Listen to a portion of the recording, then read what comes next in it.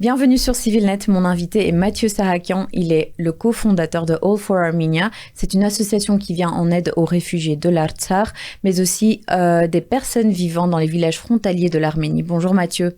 Bonjour Annie. Je précise quand même qu'on se connaît depuis longtemps, on a fait le même programme Birthright il y a presque 10 ans je pense, ça fait 9 ans plus ou moins, en 2016. Et donc on va se tutoyer je pense. Allons-y. Donc, d'abord, je voudrais que tu me présentes un petit peu ton association. C'est quoi la mission principale et quel est l'objectif premier de l'association d'abord? Donc alors, All for Armenia, la particularité de All for Armenia, l'association, l'ONG qu'on a créée, que j'ai cofondée, c'est que elle naît en fait pendant la guerre en 2020. Elle est le résultat d'une réaction spontanée de Spyulka Hayel qui était en Arménie au moment où la guerre de 2020 a éclaté. Et en fait, de spontanéité en spontanéité, de mission humanitaire en mission humanitaire d'urgence à la frontière, l'association s'est constituée. Et aujourd'hui, c'est une association qui a plus de 4 ans, qui est active sur le terrain, dont la spécialité est de faire du village development, développer les villages, notamment dans le Syunik, notamment dans la frontière Est, et notamment au travers de notre projet phare Kornitoun. Est-ce que tu peux nous parler un petit peu plus, parce que j'ai vu que donc ça s'est articulé sur 3 projets pour l'instant. Est-ce que tu peux nous parler un petit peu plus de ces projets-là? Alors, le premier des projets, ça a été un projet, c'est par ce projet que l'association est née, c'est l'aide humanitaire d'urgence pour les réfugiés d'Artsakh, et puis plus largement après, par la suite, pour les villageois, le segment de population de villageois qui a besoin d'aide, donc de la frontière, notamment frontière est du Syunik. Le deuxième projet qui a émergé en fait dans ce besoin au fur et à mesure de construire des solutions un peu plus pérennes, un peu plus long terme, ça a été le projet Made in Syunik, donc en partenariat avec le centre francophone de Goris. On a créé on a rénové des salles, et dans ces salles-là, avec d'autres organisations, on a aidé à équiper ces salles avec des kalimekena, des machines à coudre, pour dans un premier temps les femmes réfugiées d'Artsakh, notamment de Hadrut, qui sont arrivées très tôt à Goris, et dans un deuxième temps pour des femmes de Goris qui étaient dans la recherche d'un emploi. Donc aujourd'hui, les effectifs, c'est à peu près 50-50. 50% de femmes de Goris, 50% de femmes d'Artsakh réfugiées vivant à Goris. C'est la troisième initiative.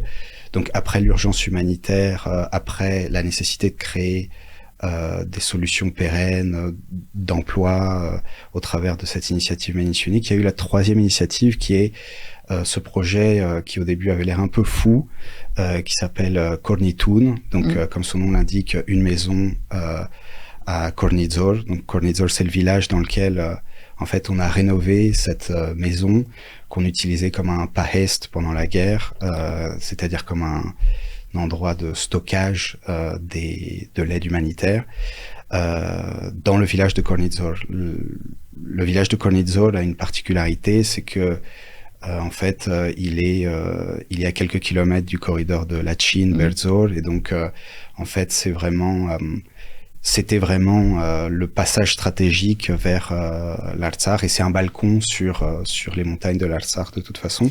Pour mettre un peu en contexte, le corridor de Lachin, donc de Berzor, était donc, comme tu dis, le point de contact entre l'Arménie et l'Artsakh. Et malheureusement, comme l'Artsakh est passé aux mains de l'Azerbaïdjan, le corridor est complètement fermé, et donc il n'y a plus aucune voie ouverte vers l'Artsakh à ce jour. Voilà. Et donc la particularité de l'assaut, c'est que très tôt, vu qu'on s'est constitué vers la route de la vie, en fait, qui a été appelée comme ça, c'est-à-dire Goris, Kornizor, Berzor, Stepanakert. En fait, très tôt sur le terrain, on a compris l'importance stratégique pour nos propres missions humanitaires d'avoir un point d'appui logistique à Kornizor. C'est là où on a en fait récupéré cette maison qui avait été bombardée dans les années 90, qui avait été abandonné depuis, resté à l'abandon. Et en fait, on a commencé à utiliser la seule salle qui était utilisable comme Pahist, comme endroit de stockage pour nos missions, pour nous projeter en Artsakh. De fil en aiguille, en fait, on a découvert le village, on a passé du temps au village, et souvent j'ai dit, à l'époque, dans l'urgence humanitaire, ça aurait été génial d'avoir un endroit vraiment pour avoir, à mi-chemin entre Erevan et Stepanakert, avoir un endroit où réorganiser les missions, organiser les équipes. Et de fil en aiguille, en fait, l'idée est venue de rénover cette maison, d'en faire ce qu'elle est aujourd'hui, c'est-à-dire un community center, un centre pour la communauté du village, et au-delà le hamaik, c'est-à-dire la commune de village de terre.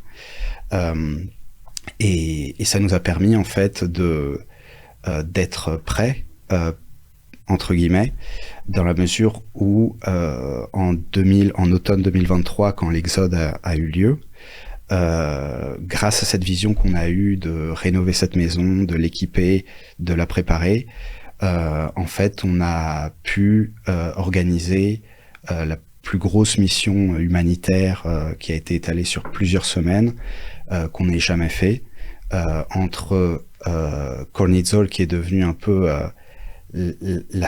pas un peu, mais la seule voie de passage pour les populations d'Artsakh fuir en fait les attaques azéries. Et en fait, on a organisé des points humanitaires entre Kornizol et le Huraparak, la place de Goris, avec ces fameux tentes rouges. Et aujourd'hui, ça m'arrive assez souvent de parler avec des gens que je rencontre par hasard dans la rue à Erevan qui me disent mais moi j'étais volontaire dans les tentes rouges de All for Armenia à Goris. Et en fait, c'est autour de ces tentes qu'on a organisé voilà, la plus grosse mission humanitaire qu'on ait jamais faite, étalée sur plusieurs semaines, où très probablement on a aidé presque toutes les familles d'Artsakh qui passaient par là, parce qu'on était stratégiquement placés. Je voudrais qu'on s'attarde un petit peu là-dessus, justement, pour parler peut-être de ton expérience sur le terrain à ce moment-là. On a souvent l'image de personnes en exil, en exode, qui arrivent en masse après 9 mois de famine, parce que faut remettre en contexte aussi, c'est-à-dire que l'Azerbaïdjan a fermé les points de contact avec l'Arménie pour empêcher le passage d'aide humanitaire, de biens, de denrées, et a affamé pendant près de 9 mois la population de l'Artsakh avant de prendre en une journée le territoire complet de l'Artsakh et de forcer à l'exil plus de 100 000 Arméniens qui viennent de cette région. Qu'est-ce que ça a fait de voir cette population qui arrive en masse, qui est dans un état, j'imagine, fragilisé? Quelle expérience tu en gardes de tout ça?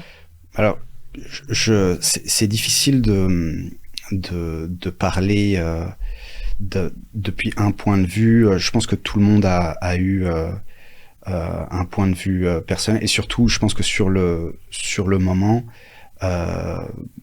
tout est fait sous le coup de l'adrénaline, et nous, on en sait quelque chose, puisque en fait, avant et pendant ces 9 mois de siège de l'Artsakh, pendant, je sais pas si tu te souviens, il y a eu la crise du gaz, donc ça avait déjà commencé avec fermer le gaz en hiver. Oui, l'électricité, tout avait été... pour empêcher les populations de pouvoir se chauffer pendant l'hiver. Et nous, on avait été, en fait, en quelque sorte... en première ligne de l'aide humanitaire, dans la mesure où on avait envoyé, je pense peut-être j'ai pas les chiffres là en tête, mais des milliers de chauffage électrique,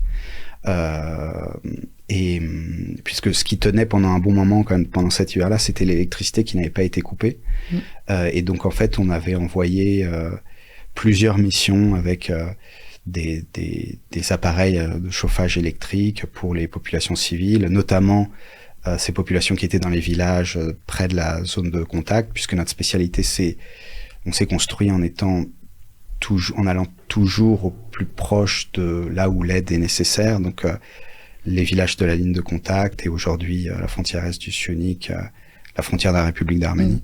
Et donc je pense que donc on sait quelque chose de agir sous l'adrénaline, et quand on agit dans un cadre humanitaire sous le coup de l'adrénaline et de l'urgence, la perception est toujours un peu différente Donc, moi, je pense que si je pouvais résumer en fait la perception de toutes ces années de venir en aide en fait aux populations d'Artsakh, réfugiées, déplacées, et aux populations du Syunik, des villages de la frontière, c'est vraiment un sentiment, et là je parle en tant que diaspora, français d'origine arménienne ou membre de la diaspora arménienne, c'est ce sentiment quand même de une sorte de communauté de destin entre ces populations qui sont déplacées, qui sont forcées à quitter leur village et qui fuient pour leur vie avec leur famille. Et c'est quand même très difficile de pas trouver une espèce un écho ou un portrait en miroir de l'histoire dont la plupart, pour ne pas dire absolument tous les membres de la diaspora arménienne viennent, et tous les Arméniens viennent de cette histoire qui est une histoire de survie du génocide de 1915 et des massacres avant ça à répétition. Et donc je pense que la meilleure façon de résumer, c'est vraiment c'est un sentiment plus qu'un processus raisonnable et logique. C'est un sentiment de communauté de destin, et c'est très difficile d'être insensible à ça. C'est très difficile de rester sourd à ces appels à agir, à plus forte raison quand, en tant que Ripat ou Hayrenatarts ou Arménien qui, à un moment de sa vie, Arménien de la diaspora qui, à un moment de sa vie, a décidé de vivre en Arménie ou de se reconnecter avec, se connecter avec l'Arménie, c'est très difficile d'être sur place et de rester sans rien faire. Et c'est ce sentiment qui nous anime depuis l'automne 2020 jusqu'à aujourd'hui dans des programmes qui sont plus long terme, plus dans l'idée de développer les villages et profiter en fait de l'expérience et l'expertise qu'on a eue sur le terrain, les contacts, les relations avec les villageois, pour transformer en fait ce capital humain en des projets concrets de développement pour les villages de la frontière et la communauté à la frontière qu'on a constituée pendant toutes ces années. Ça fait un peu plus d'un an et demi depuis l'exil forcé des Arméniens de l'Artsakh. On parle beaucoup du fait qu'il y a plusieurs organisations qui aident justement les réfugiés, qui aident les personnes dans les villages frontaliers. Est-ce que cette aide est encore, je dirais, très nécessaire? Est-ce qu'elle est existentielle? Est-ce qu'elle est cruciale? Ou bien les choses se sont remises en route pour ces Arméniens réfugiés? Bon, je pense que l'aide sur la frontière, notamment la frontière est de l'Arménie, notamment dans le Syunik, elle est essentielle. Je pense qu'elle est essentielle d'un point de vue d'apporter des projets de développement pour les villages, que ce soit dans les projets agricoles, les projets éducatifs, des projets de formation. C'est ce que Kornitoun fait avec les 2 salles qu'on a rénovées au rez-de-chaussée. On donne en fait que ce soit des cours de danse pour les jeunes villages, des cours de programmation avec donc la salle informatique qu'on a équipée, avec l'internet haut débit qu'on a réussi à installer à Kornitoun. On fait aussi des ateliers de formation pour les adultes, que ce soit dans des questions de santé, des questions de management de l'eau et des ressources pour une agriculture plus productive dans le village. Et par exemple au premier étage, avec ce projet de bed and breakfast, un peu hôtel dans le village, on a l'intention de apporter des touristes qui vont découvrir déjà premièrement un village magnifique, un balcon sur l'Artsakh, sur les montagnes de l'Artsakh, et sur les montagnes du Syunik, puisqu'il y a c'est sur le haut de la colline, donc c'est une vision panoramique. D'ailleurs, je t'invite à venir nous visiter, toi et Civilnet. vous êtes bien entendu les bienvenus sur place. Et dans ce bed and breakfast, la vision, c'est d'apporter du mouvement, d'apporter des touristes, d'apporter de l'activité économique, des gens qui vont être sensibles au miel, qui est produit localement, qui est délicieux, tous les produits agricoles. Et donc, je résume un peu ce qu'on fait avec Cornitoon parce que je pense que c'est une vision qui a vraiment le potentiel pour être répliquée. Et nous, on appelle ça, dans la vision qu'on a développée, Cornitoon, c'est le premier laboratoire en fait de cette vision-là, qui a amené à peut-être un jour faire partie d'un network de maisons de la frontière qu'on pourrait appeler Sarmanatoon, Sarmanatooner, et donc les maisons de la frontière. Et donc Cornitoon serait en fait le premier exemple réussi, construit, fini, opérationnel, pour ensuite répliquer dans d'autres villages. Et pour résumer, je dirais que, ou peut-être pour ajouter en fait une autre dimension, je pense qu'il y a tous ces éléments-là dont on a mentionné, qui sont essentiels pour les villages, pour les villageois. Et il y a aussi un élément dont on parle peu, qui me semble absolument essentiel, c'est la ressource espoir, qui peut paraître un peu abstraite, parce qu'on peut quantifier en fait le matériel nécessaire pour rénover une maison, on peut quantifier le matériel nécessaire pour équiper une maison, notamment la salle informatique avec les écrans, les ordinateurs. Mais comment on quantifie la ressource espoir, c'est pas évident. Et en fait, avec Cornitoon, nous, ce qu'on a vu en direct, c'est que quand on a commencé avec cette idée qui avait l'air un peu folle au début, notamment fin 2020, tout de suite après la guerre, là où en fait les villageois de Cornizor et tous les villages de la frontière est du Sunik se retrouvaient à avoir 103 km de profondeur avant la ligne de contact avec les Azéris, et ils se sont retrouvés à avoir 3 km, c'est-à-dire les avoir vraiment aux portes du village. En fait, dans cette situation-là, on s'est retrouvé à voir fleurir des panneaux de maisons en vente, de villageois qui décident de partir, dans le choc de ce qui s'était passé post-guerre 2020. Et en fait, au milieu de cette confusion, de cette zone de désespoir, voire même couplée d'un sentiment d'abandon, en fait, il y avait un groupe de Spjörk que les villageois avaient vu et repéré pendant la guerre, parce on était quand même souvent là, et qui disent que ils vont acheter cette maison grâce aux donations de la magnifique communauté qu'on a construite en ligne au fur et à mesure de nos missions, en fait, au fur et à mesure qu'on partageait les résultats sur le terrain. Et grâce à cette communauté, je voudrais remercier particulièrement Asso, donc une organisation humanitaire française, et plus particulièrement Nalek, le président, qui à cette époque nous a fait confiance.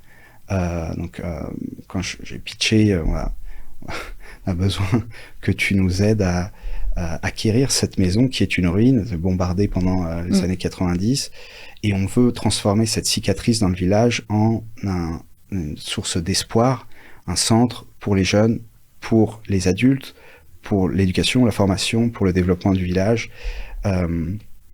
Et en fait, il nous a fait confiance. Ça a été le premier de beaucoup d'organisations, en fait, de pas mal d'organisations qui nous ont suivis par la suite. Et donc, ce que je voulais dire, c'était que à l'époque où il y a eu cette crise de désespoir, les gens mettaient leur maison en vente, il y a eu ce groupe de Spjörk qui a commencé à rénover cette maison, à dire qu'ils allaient à rénover, et tu vois, à délivrer nos promesses. Et jusqu'à présent, en fait, on a tenu nos promesses, et je pense que c'est ça aussi la crédibilité de All for Armenia sur le terrain.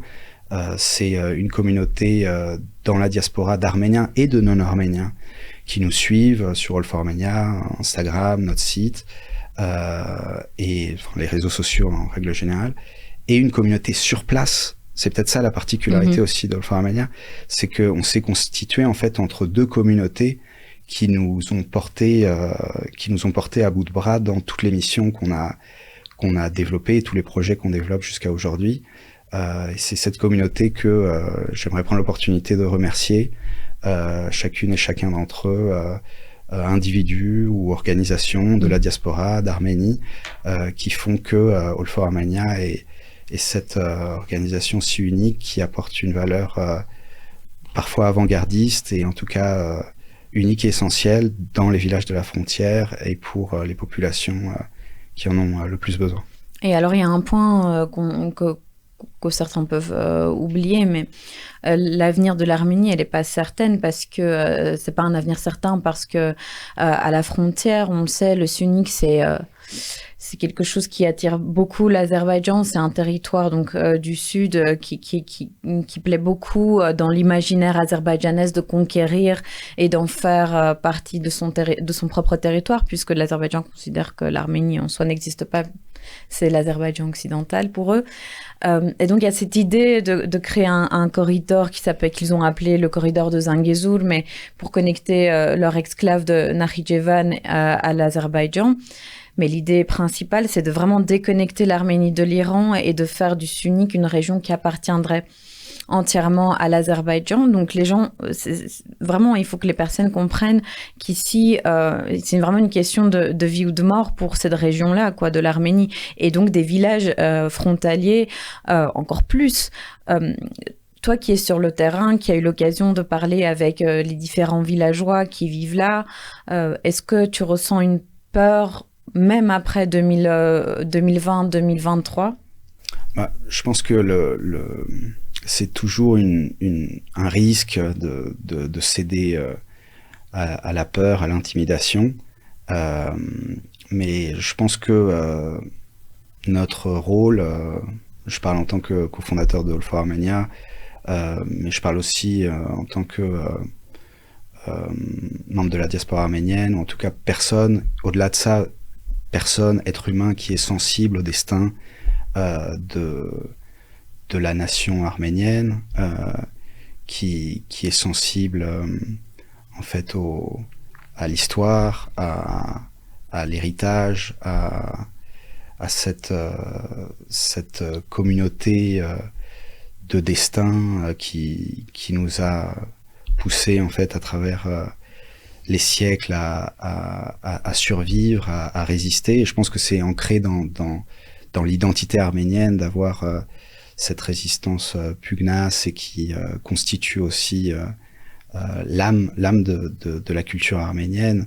Et donc je pense que il y a toujours en fait dans les populations qui sont exposées à cette nouvelle réalité et qui sont en première ligne. Il suffit d'ouvrir une carte, qui sont en première ligne face à cette nouvelle réalité.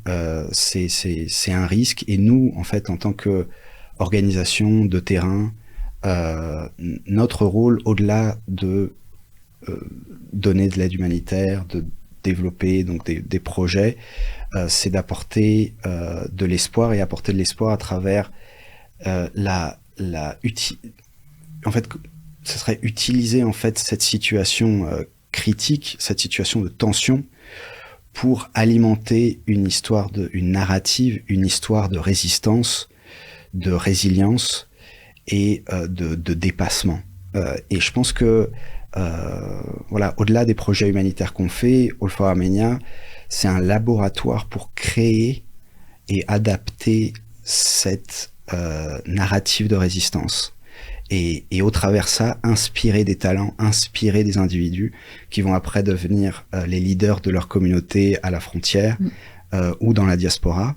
Parce qu'on a quand même, on a eu au travers de toutes ces années, on a eu des centaines de volontaires de dizaines de pays différents, arméniens et non arméniens, et donc qui donnent à l'organisation une caisse de résonance globale. Et moi, je pense que c'est une formule qui peut, bien, c'est pas la seule, mais c'est une des formules qui s'est avérée ajouter une valeur ajoutée vraiment particulière, essentielle sur le terrain. Et alors l'objectif, c'est quand même que les gens n'abandonnent pas leur territoire, ne partent pas des villages et qu'ils voient dans le village un espoir, quoi, d'un avenir, quoi. Non, totalement. Et je pense que quand à Cornitoun, à chaque fois qu'on reçoit des guests, des touristes, des invités, des volontaires, qui maintenant que la maison est totalement rénovée, le rez-de-chaussée est opérationnel pour les classes et les formations. Le premier étage est totalement opérationnel pour le bed and breakfast, qui est le seul du genre dans le Hamaïk de terre, qui est le groupement de villages de cette région-là. Je pense que c'est une formule gagnante dans laquelle, en fait, le fait que les villageois voient qu'il y a du passage, il y a des gens qui viennent des États-Unis, de Californie, de France, d'Australie, d'Argentine, et qui vont dans le village, qui découvrent le village, qui souvent tombent sous le charme, parce que c'est un village qui a... c'est un village qui est vraiment avec cette vue magnifique sur les montagnes, une culture vivante, tant dans l'architecture comme dans les coutumes des villageois. Et donc c'est très difficile de pas tomber sous le charme du village, c'est très difficile de pas tomber sous le charme de cette histoire qu'on essaye de raconter tous ensemble. Et je pense que c'est ça aussi qui donne de l'espoir aux villageois, de voir cette circulation de nouvelles personnes, et ça leur fait en fait se poser la question, si une personne qui vient en fait des États-Unis vient jusqu'à ce village-là, Hatuk, spécifiquement ce village-là, pour rester un jour, une semaine, mais ça veut dire que effectivement ce village a quelque chose de particulier. Et je pense que c'est là où nous on a une responsabilité de créer cette narrative qui va être génératrice de force et d'espoir. C'est de justement, face à l'adversité, face au danger, ces villages-là deviennent encore plus précieux, et l'Arménie tout entière devient encore plus précieuse, parce que face au risque de perdre, face au risque de la perte, de la dépossession, ce qui nous reste de l'Arménie, la République d'Arménie, en fait, on devrait tous les jours avoir conscience que ça a une valeur merveilleuse, infinie, extraordinaire. Et je pense que c'est ça le message de All for Armenia. Au-delà des projets de développement, au-delà de l'aide humanitaire, c'est cette prise de conscience tant des villageois de la frontière, que aussi en passant par un autre segment de population qui fait quand même partie de notre communauté, qui est la diaspora, et notre communauté au sens large qui nous soutient, globale. C'est cette prise de conscience de la richesse qu'on a, la chance qu'on a d'avoir le moindre village en Arménie qui a encore cette culture, ces traditions, cette envie de créer... Cette profondeur, quoi. Ouais. Cette profondeur, que ce soit historique, humaine, culturelle.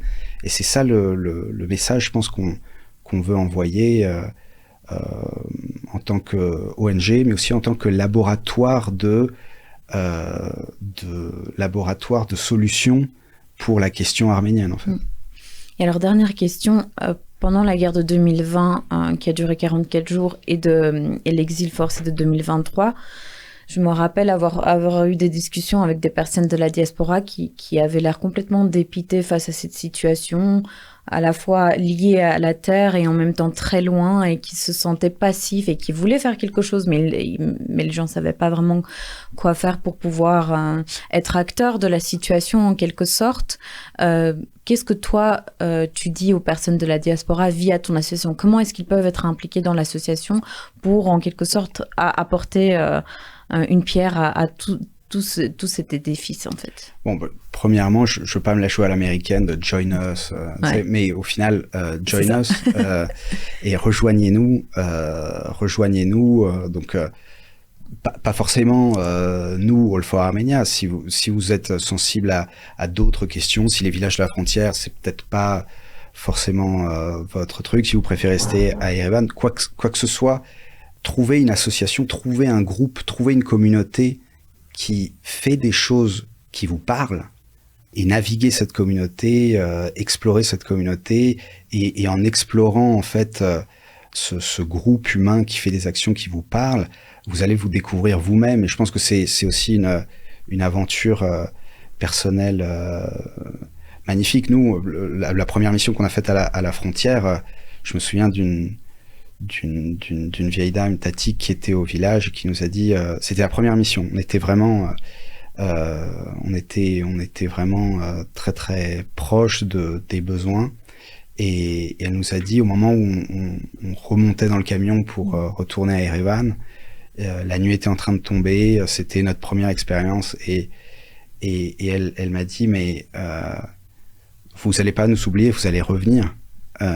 Et en fait, tu vois, j'étais en train de monter dans le camion, et j'ai dit, mais bien sûr que non, on reviendra. Tu vois. Et en fait, c'est cette promesse en fait qui nous a porté et jusqu'à aujourd'hui, et qui nous a fait faire ce qu'on a fait, ce qu'on est en train de faire. Et c'était pas forcément prévu. Ça s'est fait comme ça s'est fait entre l'adrénaline du terrain, les sentiments purs et honnêtes de vouloir aider dans une situation très très difficile, et ce sentiment cette promesse qui est faite sur le terrain et qui lie et qui oblige, et qui jusqu'à aujourd'hui nous a fait redoubler de créativité pour faire en sorte que la moindre ressource compte double, triple sur le terrain, pour qu'on puisse changer la donne et décupler les possibilités tant pour les personnes sur le terrain que dans la diaspora. Et c'est là où je réponds à ta question, c'est que par exemple, moi, je suis vraiment agréablement surpris à chaque fois que je vois les commentaires sur notre page Instagram notamment, mais pas que, par rapport à dès qu'on fait un post, partager, tu vois, la réalité du village, et le fait de partager cette réalité, c'est aussi je pense que c'est ce que la diaspora et les amis de l'Arménie veulent en fait, c'est voir la réalité du terrain et sortir parfois des préjugés, parfois des idées toutes faites qui souvent nous empêchent de voir la réalité dans toutes ses potentialités. Et moi je pense que le terrain, la réalité des villages, c'est encore mieux que les histoires qu'on peut se raconter à distance. Et donc c'est pour ça que je crois beaucoup à l'expérience personnelle, collective, à vraiment rentrer dans le vif du sujet et vivre ses propres expériences pour avoir ses propres points de vue, créer ses propres souvenirs aussi, et être porté par des promesses qui, à mon avis, loin d'être des obligations ou un poids, deviennent une opportunité pour se découvrir soi-même, et une opportunité pour être surpris face aux choses merveilleuses qui arrivent quand on tient ce type de promesse ou ce type d'engagement. Voilà, c'est comme ça que je... Et alors, quand même, malgré tout, ça c'est sur le terrain. Donc c'est un appel aux personnes à faire ça, à faire quoi que ce soit, la moindre action sur le terrain. Mais pour ceux qui peuvent pas se rendre non plus en Arménie, parce que on a tous une vie et il y a des personnes qui travaillent, il y a toujours la volonté, il y a toujours la possibilité de faire des donations quand même. Donc il y a des possibilités de faire des donations, tout type de donations. Rentrez en contact avec nous, découvrez-nous sur notre site All for Armenia ou sur nos réseaux. On est une organisation qui est présente en France, aux États-Unis, en Arménie. C'est les trois un peu piliers de l'asso. C'est par là que l'organisation a grandi organiquement toutes ces années. On a aussi un réseau de volontaires un peu partout dans le monde. Ce serait, je pense, difficile de trouver un pays où on a une communauté arménienne et où on n'a pas eu un seul volontaire jusqu'à présent. Et donc oui, suivez-nous. Mais tu vois, souvent aussi partager un post Instagram, faites découvrir l'asso aux gens autour de vous, c'est déjà une aide extraordinaire. C'est parce que ça porte la voix. La moitié de nos posts, c'est la réalité des villageois sur le terrain ou la réalité des réfugiés. On raconte une histoire. On raconte des histoires. Si je peux ajouter une minute un exemple, c'est que la première famille en fait à qui en fait on a grâce à une donation, on a acheté une maison en Arménie. Donc c'était une famille réfugiée de Hadrout.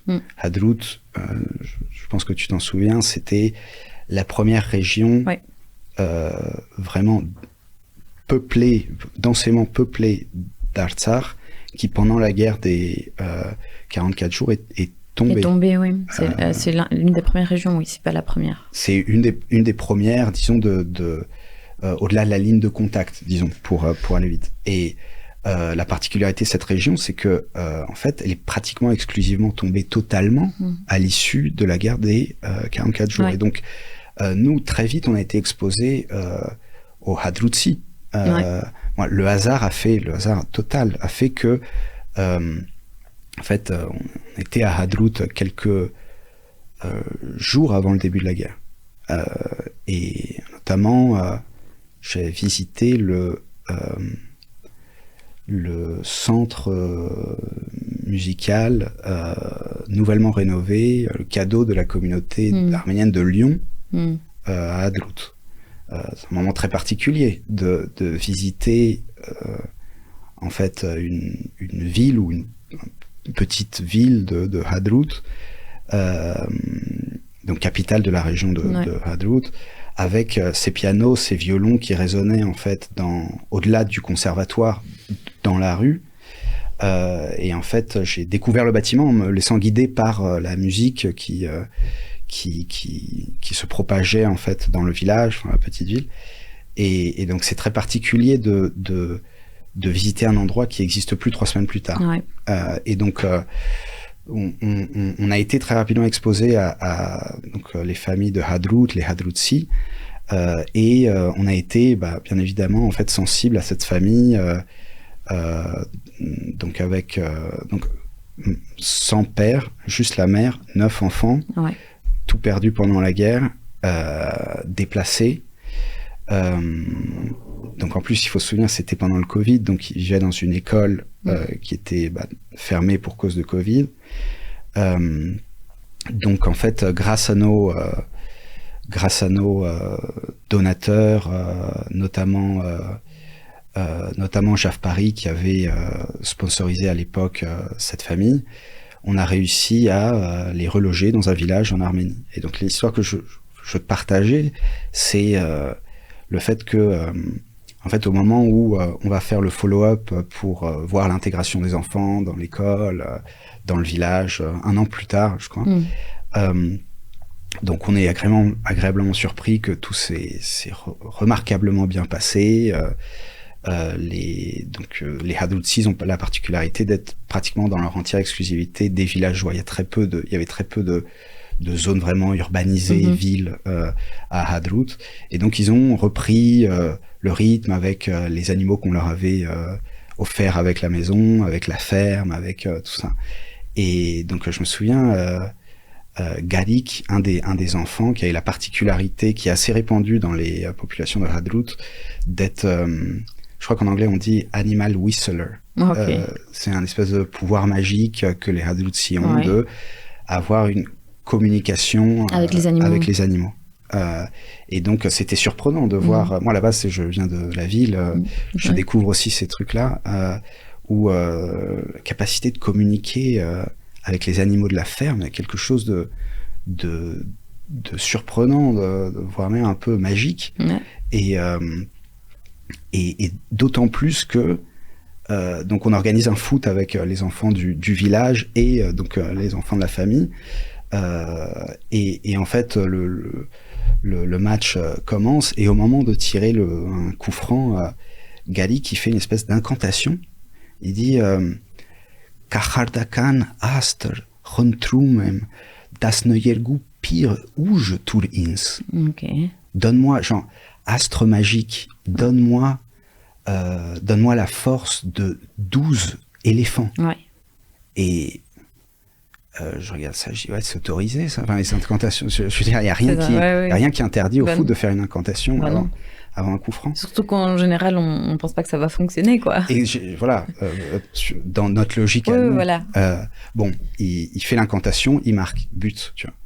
Et donc, il y a les gamins du village qui disent, mais pourquoi tu l'as laissé? C'est injuste. C'est injuste, tu vois. Il a triché. Moi, je savais, enfin, est-ce que c'est interdit? Je sais pas, je suis un peu confus, en fait. Et du coup, donc pourquoi je te raconte ça, c'est que dans nos histoires, les histoires qu'on veut partager avec notre communauté de la diaspora, et tous ceux qui nous suivent, qui nous soutiennent, on a vraiment à cœur de partager ces histoires vécues avec les populations, partager du concret, partager la culture en fait qui anime et qui fait vivre en fait ces hommes et ces femmes et ces enfants, le monde magique en fait que un enfant qui a été déplacé pendant la guerre, qui peut-être comprend pas tout ce qui se passe dans le monde des adultes, que cet enfant-là en fait il puisse en fait peut-être même sans s'en rendre compte, inconsciemment, faire vivre cette culture-là et à travers le monde qui se recrée dans un autre village, dans une autre région, en se faisant des nouveaux amis, avec disons, c'est ça aussi l'histoire de Wolframania, c'est l'histoire de toutes les familles à qui on a en fait prêté main forte, font partie de notre histoire. Et c'est notre responsabilité aussi de partager cette histoire-là, parce que cette histoire-là, elle est extraordinaire.